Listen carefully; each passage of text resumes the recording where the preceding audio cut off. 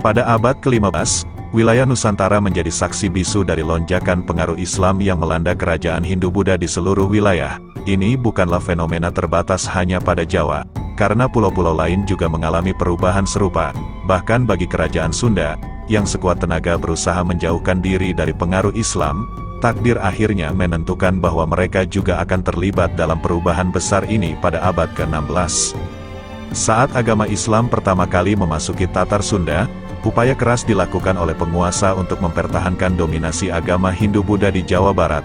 Bahkan ketika salah satu pangeran Galuh, Haji Purwa, memeluk agama Islam, tindakan cepat diambil oleh kerajaan untuk menghadapinya dengan mengasingkannya dari negerinya sendiri atas perintah sang ayah. Namun, pertumbuhan pesat Islam, ditambah dengan melemahnya kerajaan Hindu-Buddha lainnya di Nusantara, akhirnya membuat upaya-upaya tersebut menjadi sia-sia. Pengaruh Hindu-Buddha semakin terdesak, dan pada titik tertentu, Raja Sunda terpaksa memindahkan pusat pemerintahannya dari Kawali, Ciamis, ke Pakuan. Sekarang dikenal sebagai Bogor. Kerajaan Sunda di Pakuan Pajajaran menjadi benteng terakhir dan satu-satunya harapan untuk mempertahankan ajaran Hindu-Buddha di Nusantara. Pemindahan pusat kekuasaan dari Galuh Kawali ke Pakuan Pajajaran, yang dilakukan oleh Prabu Jayadewata, dipengaruhi oleh kondisi geopolitik saat itu. Kawali terlalu dekat dengan Cirebon, yang saat itu merupakan pusat penyebaran Islam di wilayah timur Tatar Sunda. Pemindahan pusat pemerintahan ini sebagian besar dilakukan untuk menjauhkan diri dari pengaruh Islam di Cirebon. Selain itu, pemindahan ini juga didorong oleh pertumbuhan ekonomi kerajaan yang semakin berkembang. Seiring dengan peningkatan koneksi perdagangan Sunda dengan dunia internasional, dengan mengubah lokasi pusat pemerintahannya, Sunda dapat lebih mudah mengakses pelabuhan utama, Sunda Kelapa, yang menjadi hub penting dalam perdagangan internasional. Meskipun dengan kekuatan terbatas, Raja Sunda berusaha keras untuk mempertahankan warisan agama Hindu-Buddha mereka di tengah gelombang pengaruh Islam yang tidak dapat dihindari. Ini adalah kisah tentang perjuangan mereka untuk menjaga keunikan budaya dan agama mereka, walaupun akhirnya tidak dapat menghentikan perubahan besar yang sedang terjadi di Nusantara. Dalam naskah Carita Parahyangan dan Carita Parahyangan, Titilar Karuhun Urang Sunda abad ke-16 karya Aca, kita dapat menggali kisah Prabu Jayadewata, tahun 1482 sampai tahun 1521, seorang raja bijaksana yang membangun sebuah keraton di Pakuan Pajajaran dengan nama yang megah, Sri Bima Untarayana Madura Suradipati. Pemerintahannya yang berlangsung selama kurang lebih 39 tahun berhasil mempertahankan sebagian besar wilayahnya dari pengaruh Islam, menciptakan masa damai yang langka pada masanya. Raja Jayadewata adalah sosok yang menjalankan pemerintahannya dengan berpegang pada prinsip-prinsip hukum yang berlaku, menciptakan suasana aman dan tenteram di kerajaannya. Selama masa pemerintahannya, perang hampir tidak pernah terjadi, dan rasa tidak aman hanya dirasakan oleh mereka yang melanggar hukum Sang Hyang Siksa, kitab-kitab hukum yang berlaku pada masa itu. Meskipun berhasil menekan pengaruh Islam dalam wilayahnya, Jayadewata tidak sepenuhnya menghilangkan keberadaan agama baru ini di Pakuan Pajajaran. Bahkan selama masa damai ini, sudah ada penduduk yang memilih untuk memeluk Islam daripada mengikuti ajaran Hindu sang raja. Tome Pires, seorang penjelajah Portugis yang mendokumentasikan perjalanan sejarahnya dalam Suma Oriental, mencatat adanya komunitas Muslim yang tinggal di wilayah Cimanuk, sebuah kota pelabuhan yang menjadi batas kerajaan Sunda di sebelah timur. Keberadaan komunitas Muslim ini sebenarnya menjadi tantangan bagi pemerintahan Sunda yang berusaha keras mempertahankan kepercayaan Hindu mereka. Namun, Jayadewata memilih pendekatan yang bijaksana dengan tidak mengusik komunitas tersebut. Sebaliknya, dia berfokus pada memperkuat ajaran agama Hindu di pusat kekuasaannya, sehingga pengaruh Islam tidak berkembang di lingkungan pusat pemerintahan. Selain menjaga keseimbangan agama di kerajaannya, Jayadewata juga menjalin persekutuan dengan orang-orang Portugis, yang pada saat itu telah menguasai Malaka. Persekutuan ini mungkin bertujuan untuk menjaga stabilitas dan keamanan wilayahnya, sekaligus sebagai strategi diplomasi yang cerdik. Salah satu upaya Jayadewata dalam mempertahankan ajaran agama Hindu di wilayahnya adalah dengan menulis naskah Sang Hyang Siksa Kandang Karesian pada tahun 1518. Naskah ini menjadi pedoman hidup bagi penduduk Sunda dan diinterpretasikan berdasarkan ajaran Hindu-Buddha serta aturan hidup yang diwariskan secara turun-temurun. Kisah Prabu Jayadewata adalah cerminan kebijaksanaan dan ketegasan seorang pemimpin dalam menjaga agama dan budayanya di tengah-tengah perubahan agama yang melanda wilayahnya. Meskipun tidak mampu sepenuhnya menghentikan pengaruh Islam, dia berhasil menciptakan masa damai yang memungkinkan dua agama hidup berdampingan dalam harmoni. Pada tahun 1522, di bawah pimpinan Surawisesa, tahun 1521 sampai tahun 1535, Kerajaan Pajajaran mengukuhkan sebuah perjanjian bersejarah dengan orang Portugis yang membawa implikasi besar bagi masa depan wilayah Sunda. Dalam perjanjian tersebut, Sunda meminta bantuan militer dari Portugis jika mereka dihadapkan pada serangan dari kerajaan Islam yang semakin berkembang di sekitarnya. Sebagai gantinya, Portugis diizinkan untuk membangun benteng pertahanan di sekitar pelabuhan Banten dan menerima pengiriman lada yang berlimpah setiap tahun. Peneliti J.C. Hageman dalam Geschiedenis de Sunda-Landen mencatat tokoh-tokoh yang terlibat dalam perjanjian ini, termasuk Raja Sanghyang Surawisesa sendiri, beserta 3 pembantunya, Mantri Dalem, Tumenggung Adipati, dan Syah Bandar. Sementara pihak Portugis diwakili oleh tokoh-tokoh seperti Fernando de Almeida, Francisco Anes, Manuel Mendes, João Coutinho, Gil Barbosa, Francisco Dias, dan lainnya.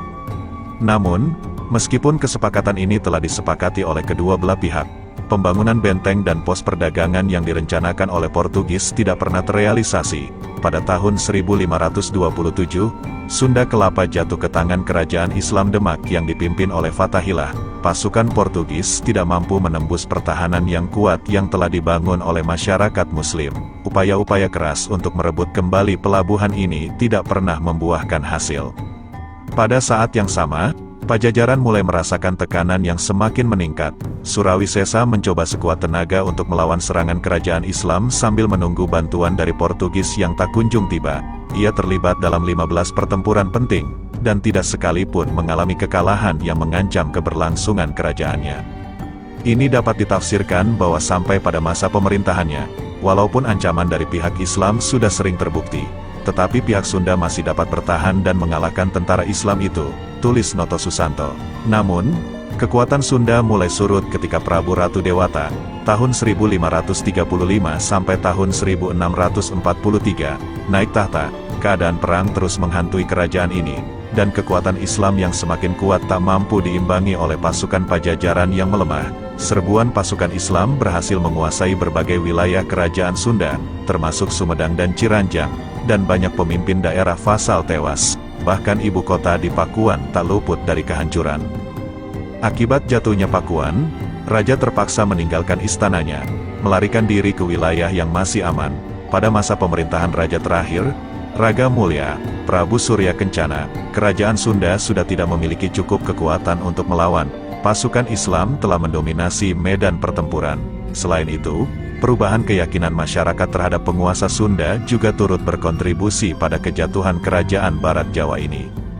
Dan bersamaan dengan itu, jatuhnya berbagai wilayah kekuasaan. Tamat pulalah riwayat kerajaan Sunda sebagai salah satu benteng terakhir budaya Hindu-Buddha di Indonesia, kira-kira pada tahun 1579 Masehi.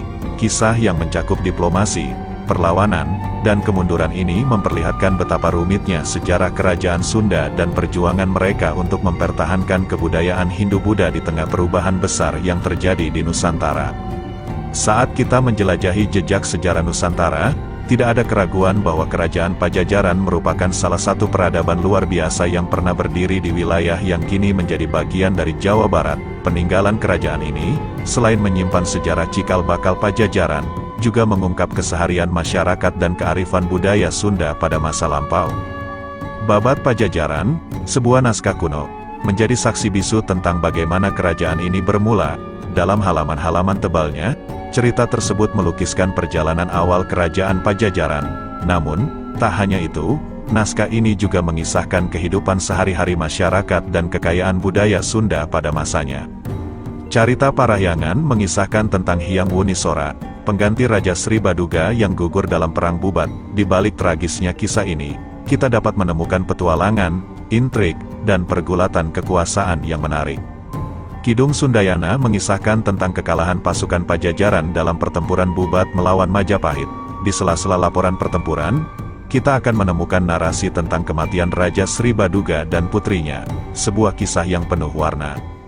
Prasasti Batu Tulis, ditemukan di Kelurahan Batu Tulis, Kecamatan Bogor Selatan, menjadi jendela ke masa lalu. Peninggalan ini diperkirakan berasal dari abad ke-11 hingga abad ke-16, dan telah menyaksikan sejarah panjang Pajajaran. Prasasti Batu Tulis lahir pada masa pemerintahan Prabu Surawisesa, setelah kematian ayahnya, Prabu Siliwangi.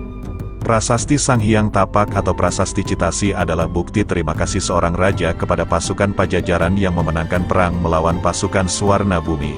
Prasasti ini, yang dibuat pada 1030 Masehi atas perintah Maharaja Jayabupati, menjadi saksi bisu dari keberanian para prajurit Pajajaran. Prasasti Kawali, juga dikenal sebagai Prasasti Astana Gede, menceritakan tentang pemindahan pusat kerajaan dari Pakuan Pajajaran ke Kawali. Tugu peringatan ini, yang diperkirakan dibuat pada abad ke-14, adalah saksi bisu dari perubahan penting dalam sejarah kerajaan ini. Prasasti Rakrian Juru Pangambat, berangka 923 m, ditemukan di Bogor. Prasasti yang ditulis dalam bahasa Jawa kuno dan Melayu ini menceritakan pengembalian kekuasaan Raja Kerajaan Pajajaran. Ini adalah potongan teka-teki sejarah yang tak ternilai harganya. Terakhir, Prasasti Perjanjian Sunda-Portugis mengukuhkan jejak hubungan diplomatik antara Kerajaan Sunda dan Kerajaan Portugal. Prasasti batu yang ditemukan pada 1918 ini menggambarkan perjanjian antara dua kerajaan yang memiliki peran penting dalam sejarah Pajajaran. Peninggalan-peninggalan ini tidak hanya mencerminkan sejarah yang berharga, tetapi juga menceritakan cerita unik yang membentuk identitas budaya dan perjuangan kerajaan yang tak terlupakan. Sebagai bagian dari warisan Nusantara, mereka membuka jendela ke masa lalu yang memikat dan memungkinkan kita untuk memahami kekayaan sejarah dan budaya Kerajaan Pajajaran.